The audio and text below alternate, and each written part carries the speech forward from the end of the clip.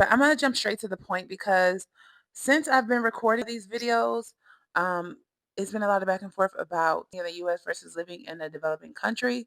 And there's a lot of differences, but I just want to sit and really talk about reasons to move abroad because there are so many reasons to move. And I think the biggest one for me is escaping the pressure of being in that rat race and trying to live that American dream and really living in survival mode because you're racing for a dream that is unattainable and you can barely even survive with the means that you're currently in. Yeah, it's like a hustle culture. And I mean, when you come abroad and you still have that mindset, you see more opportunities in everything that's around the lack of development. So you have a higher chance of being a big fish, realistically, if we're being real about it. You have a higher chance of being a big fish in a place that is still in development because your mind has expanded so far beyond what is currently like in place. And then outside of just being about the hustle culture and about like trying to make money and to live this fabulous dream life, it's really about peace for me. Like you can be on two sides of the coin with moving abroad. You can come with that investment mindset. I want to come over here and take advantage of opportunities and make money. Or you can be about I have ran the race and I want to relax and I want to move at a slow pace. And it's so much flexibility to do that, especially in a peaceful, safe country like Senegal. There's a lot of other safe countries. I'm not going to list them all because I don't want to, give any bad advice because I haven't done research on a lot of countries. But I know typically like Muslim countries are very safe, are very safe. So the short answer is I'm not trying to force nobody to revert to Islam, but if you want to know that you're going to be safe, go to a Muslim country. 9 times out of 10, you'll be fine, inshallah. With the biggest piece that I think most people look at when they're thinking of moving abroad is the cost of living. How much is it going to be there? I don't know if my job is going to let me come over there. I don't know. I would say be transparent. Like if you work a job, be very transparent with the people that you work with to ensure that they will not mind. And it's easier if you work for a small company, but a lot of times these big companies, they don't like that living abroad stuff, taking their stuff to VPN, don't work, all this and that. Sorry, my alarm went off. But my advice is always to be transparent, be honest, and with being honest, you can determine if like this is something that you may need to look into another job, you may need to look into entrepreneur opportunities, you may need to just do it. And then figure it out as you go through prayer and faith and research, because there's so many things that you can do. And with the cost of living being so low, you can have the same or more for less, which equates to a higher quality of life. You get what I'm saying? Lower cost of living, nice luxury experience, it equals a higher quality of life. It just makes it very simple. And that's something that, in America, to have that lux lifestyle, you have to pay for it. And to pay for it, you have to work for it. And to work for it, you have to expense your time, your energy, your efforts, your brain power, your heart power, and all of these things take away from the quality of life and the time that you can be pouring into yourself, pouring into your community, pouring into your family, and pouring into your faith. And then, like being in a Muslim country, being in a West African country, I'll say even, it's no longer about fighting for your place as a black woman. You know what I'm saying? Like that's not the fight anymore.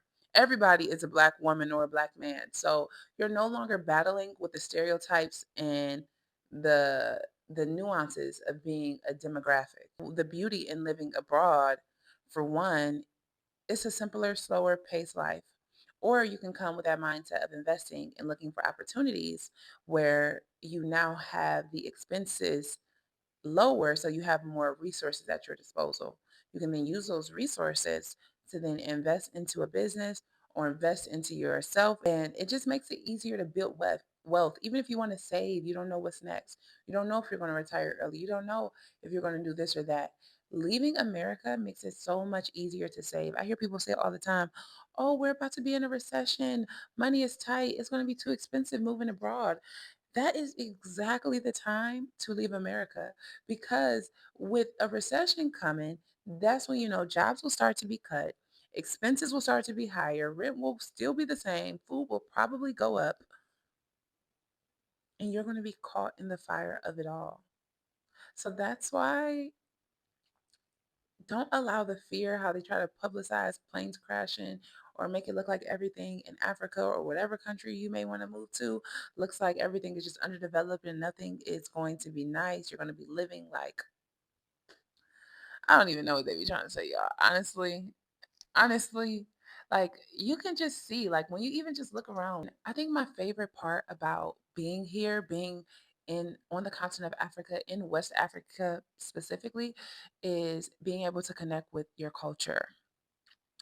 It's like the identity, the sense of belonging. Even though I'm American, everybody looks at me, oh, the American girl, the American girl. It's like being in West Africa, a place where I know my DNA traces back to, it really fuels me and fills me up because even though I don't know the culture, I now have the opportunity to learn the culture. I now have the opportunity to bring my children up into a space, an environment where they will really know their culture while still having access to the benefits of being an American and being rooted. And I think that's what this whole thing was about, the transatlantic slave trade, Africans being taken from Africa to America as slaves, which are my ancestors, probably a lot of your ancestors, if you're watching this video, and now us having the rights to go anywhere in the world. And that's not something that we should take lightly or for granted. I know a lot of people who would do anything for an opportunity like this. And a lot of us are so caught in this race that we can't even see the opportunity that's in front of us. You can leave America. You can go somewhere else. You can take your resources and have a basic struggle survival life in America and take those same resources and live luxury somewhere else. America is not the greatest place on earth as they have sold us to believe. They have sold us the American dream, and so many of us are brainwashed by it. And they believe that there's nothing in Africa but flies and babies with big bellies. Astaghfirullah. I'm not trying to be funny. I'm being serious because that's not even reality. Like, of course, there's homeless people everywhere. There are people in need everywhere. And those are people that you will now have the resources and opportunity to help and pay it forward to those people here because you will have, yeah, a lower cost of living. And now you can do the things that pours back into the people around you and the people that you love. Living abroad allows me to build a life centered around joy and peace and community and not just survival. And that is so tea for me. Okay. On top of that, I'm 27 years old and I'm just now learning a new language. Living in America, Americans make everybody know English. And you come over here to this country and everyone knows French. No one knows English. There's a few people that know English, or they know some English. But for the most part, people speak French in this country. And so it's just put me in the space where I really have to do my homework, do my research, practice, put myself out there with confidence and just allow myself to fail so that way I can get it right and have good people, good community around me that helps me learn. And learning a new language is like going to be a skill that is going to take me so far in life because after I really understand French, who knows what doors will open for me? Like at the end of the day, I still have an American degree. I still have a master's in business, a bachelor's in marketing. I have so much under my belt. We're working for so many different companies in consulting, the World Bank, talent acquisition, uh, medical device sales. There's so much on my resume of what I can do.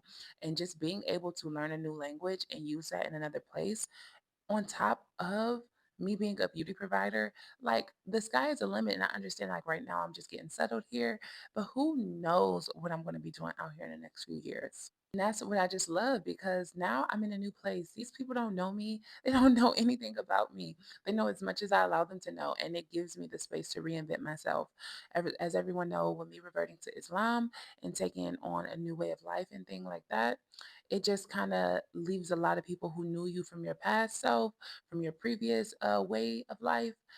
It's hard for them to see such a huge change in the way you want to behave or the things you want to do or the conversations you like to have. And so being in a new country just kind of allows me the space to say, I don't want to do this no more. Or I actually do want to do this. And I don't want anyone to tell me any different. And I don't even want to be around people primarily that are not aligned in this way of living or thinking or being. And just being abroad allows me to really filter out the yeses from the nos, the yays from the nays, the do's from the don'ts. And I love that. I just love everything about living abroad. And I just really want you all to know, like, don't be afraid of being alone. You now have the opportunity to build a community. Don't be afraid of not knowing a language. You now have the opportunity to take on a new language and build a new skill that could really open up doors from you for you. Don't be afraid of not ever traveling to this place before. When I came to Senegal, this was my first time on the continent of Africa.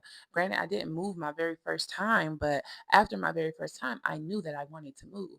And so you have to just be willing to take the leap and just test it out and see what God will allow for you. And if it's written for you, then trust and believe it's not going to be long before it comes to fruition for you, because God is in control of every situation and God is the best of planners. Alhamdulillah. So that's what I wanted to say about living abroad, why you should do it, why you should do it now. Don't wait.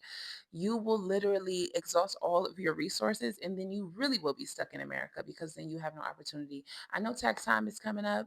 I know y'all about to get that money. Y'all better go ahead on, make sure your passport is up to date, file your taxes in America, come on over, get your money, and you'll have a way to survive and you will figure it out as you go, especially if you have faith in God. Okay, so that's all I have. Assalamu alaikum. And it was so good talking to you. It's Cleo Aisha, the beauty abroad.